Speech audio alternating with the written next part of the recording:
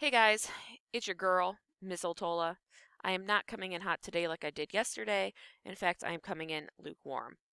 But I'm going to do my best. So, today we are going to discuss the Vietnam War. I'm pretty sure you talked about it a little bit last year, but we have to cover it again anyway. So, I'm hoping some of this comes back into your memory as I am covering the material. So, the Vietnam War, in a nutshell, is one of the major, conflicts that we associate with the Cold War. And we know that throughout the Cold War, the United States is committed to containment or containing communism. Now, we are effective in containing communism when it comes to places like, countries in Europe, like Greece and Turkey. The Marshall Plan were very successful in stabilizing the economies of Greece and Turkey and helping them to resist communism. But we are not successful when it comes to Asia. Asia has a lot of the conditions in which communism is able to plant its seed and grow. So Asia at this time, it's very poor. Their governments are unstable. Their economies are not doing well. There's a lot of famine. People are unhappy with their current governments. And, that's exactly what it needs to be like for a movement like, a communist revolution to come in and say, hey, wouldn't you feel better if everybody was equal? Wouldn't you feel better if everybody had enough? All of those typical things that communists say. So, the United States is concerned because we know that, East Asia specifically is really threatened by the spread of communism. So, this fear of communism is going to draw us into a conflict in Vietnam, which is going to last for a very long time, and it is going to be an extremely controversial war. Now, part of the reason why this is such a controversial war is because ultimately nobody asks us to come in there. Nobody invites us over, nobody asks us to start meddling. This is just something that we unilaterally decide to start doing. And, whether or not the United States actually had any business over there is up for debate. So the United States had been using a policy known as Brinkmanship to try to get other countries to bend to our will. So Brinkmanship is where you show that you're willing to go to the brink of war and you're hoping that the other side will back down right before the war breaks out. So this is what the US had been doing. And we thought that if we, threatened people with war, that they would just back down and do what we wanted because they didn't want to step to us, because we're the big bad United States. And part of the reason is that we are threatening people with massive retaliation. Massive retaliation is where you are threatening somebody with something crazy, like nuclear weapons, for example. But this is a slippery slope. And this is going to kind of bite Eisenhower in the behind because if you are threatening somebody with war, then you have to be willing to follow through with it or else you just look like a putz. So, like if I'm in the classroom and I tell you guys, no talking during a test, because if you do, I'm going to give you a 0. And then, lo and behold, on test day, your jaws are flapping and you're talking and yapping, and I don't give you a 0, then you know that that's an empty threat and it doesn't mean anything. So, why would you listen to it, right? Well, Eisenhower is realizing that if he's threatening people with war, he's going to have to follow through with it. So, this is something that you need to keep in mind because we are threatening people with war and we're about to enter a pretty big one. Now, the United States has allies. We have NATO, which is our North Atlantic Treaty Organization, and this is a collection of a bunch of different democratic governments that are trying to, resist communism around the world. This is their common defense system. Now, the communists are going to respond with their own common defense system, and they're going to call it the Warsaw Pact. And it is going to be made up of the Soviet Union and the different Soviet bloc countries. These are going to be the Eastern European countries that we had talked about being on the other side of that Iron Curtain. So now we have two major alliances in the world. We have NATO and we have the Warsaw Pact. And it is showing, democratic regimes going up against communist regimes. So this is the political climate of the globe once this situation in Vietnam is getting started. Now, in order to understand why the United States is so worried about Vietnam, we have to cover the domino theory. And the domino theory is exactly what it sounds like. It is the belief that if one country were to fall to communism, then every other country around it might fall as well, like a bunch of dominoes that have been pushed and are falling over. So our concern is that if Vietnam, which there is a very strong threat of communism in Vietnam at this point, if Vietnam were to fall to communism, then the other countries near it would fall as well. And again, we know that these countries all have the circumstances in which communism is able to plant its seed and grow.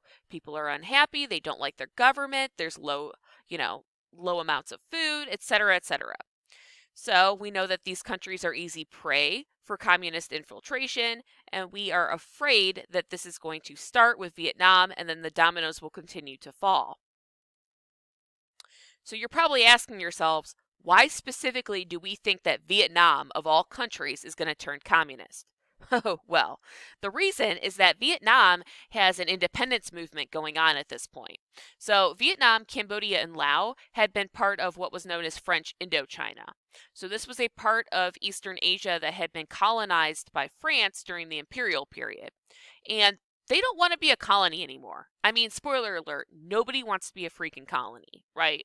The United States, like before we became a country, we didn't want to be colonies either. So we can all relate to this. And Vietnam has its own independence movement going on, but it's led by a communist leader. So Ho Chi Minh, who is a communist, is leading this war of independence for Vietnam. And the United States is watching this, and we're thinking to ourselves, like, oh gosh, we're going to have to support France, and we're going to have to try to help them maintain colonial control, because at least if they're under the control of France, they won't be communist. And we do send some aid, but it's too little, too late.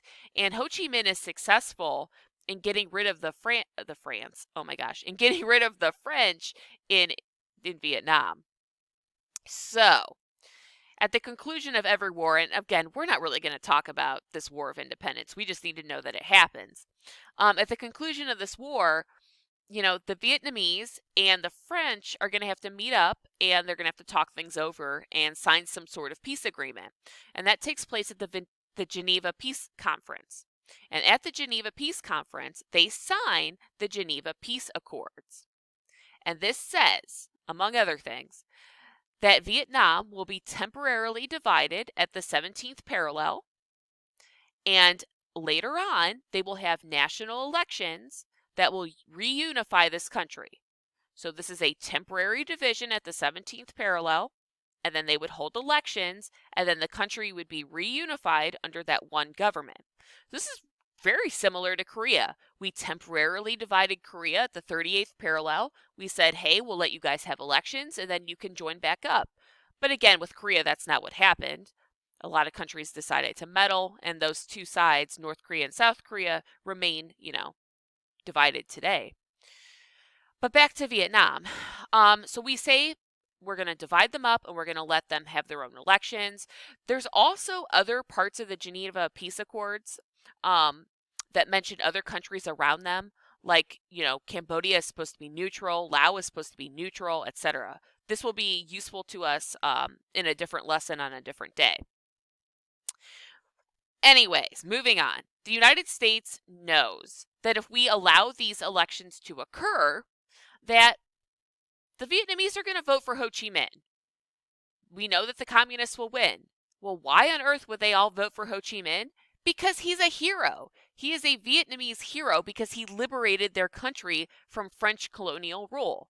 It just makes sense. So we are going to get in there and we are going to prevent these elections from taking place. The United States sends over a bunch of military personnel. We send over economic aid. We send over our little political schemers, and we just fabricate a government out of nowhere. We just create a government down in the South, and we call it the Republic of Vietnam. So because we wanted to prevent Ho Chi Minh from becoming the president of Vietnam, we set up this little pop-up, fake, fabricated government down there. And we established a leader known as Diem. I'm going to skip this for right now because I don't want to lose my mojo. So Vietnam, a long, skinny country, has been divided. And we have Ho Chi Minh up in the north, and we have the fake puppet United States government down in the south under the control of a man named Diem. Now, as you can imagine, a lot of people in Vietnam are like, what is going on? Like, go away, United States. We don't want you here. So we have the two sides divided, and all throughout Vietnam, you have people that support the communist regime. We have people that support Ho Chi Minh. So if you're up in the north and you're a communist supporter of Ho Chi Minh in the north, you are part of the Viet Minh. If you live in the south and you're under that Democratic President Diem that the United States put in there, but you support Ho Chi Minh and you support communism and you want to see the country reunified under a communist regime, then you would be part of what is called the Viet Cong. So even down in the south, there are communist supporters, and they are the Viet Cong.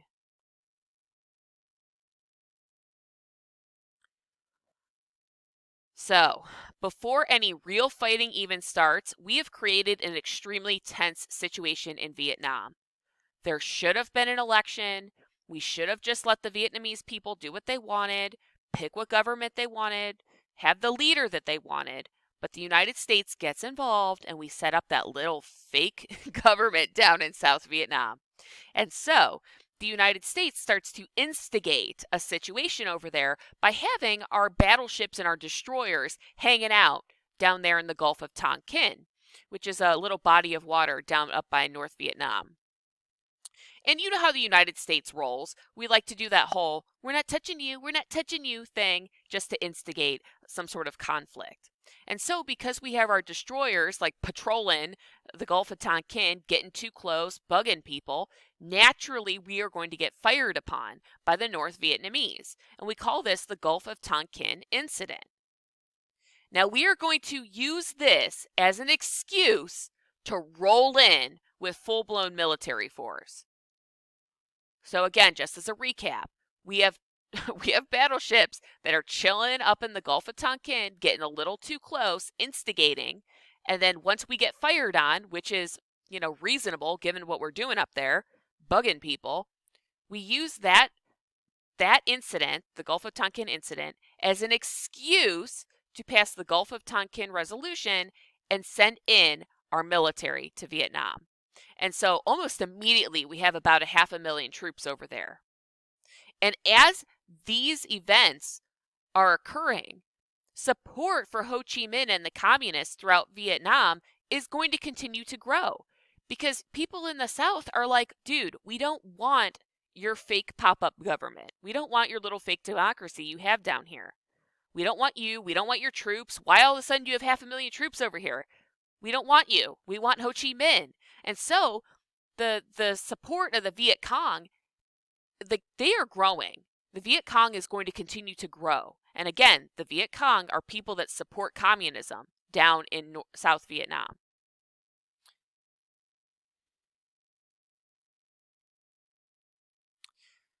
So there are different strategies that the United States and the North Vietnamese are going to use to try to win this war. This is where I'm going to stop today. Tomorrow we are going to pick up here.